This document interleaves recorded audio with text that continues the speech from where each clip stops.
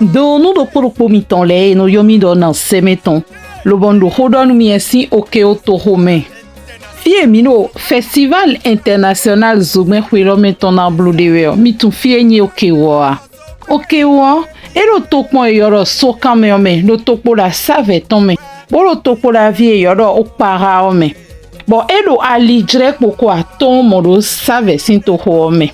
E to ho mon koton me on minamo marine le minamo ayon le minamo nagole mina tun do to ene on me onwe jowa mo mi ton le supo fine bo mi ka idon nu festival si we no mina duwe mina do apohun mina do ajoba mina mo ajose jan mina mo olobwe mina mo toba mina mo chenkume mi bo mano kudona o mi ya o se apan mi ton le we be sin din asan roporo be sin asan woropo iwa ton avivo suwe lo me mi de oton ewe mi na kwero ton do ke o bona do so wen do menu mi ton le yaga e kan chen no poropo mi ton le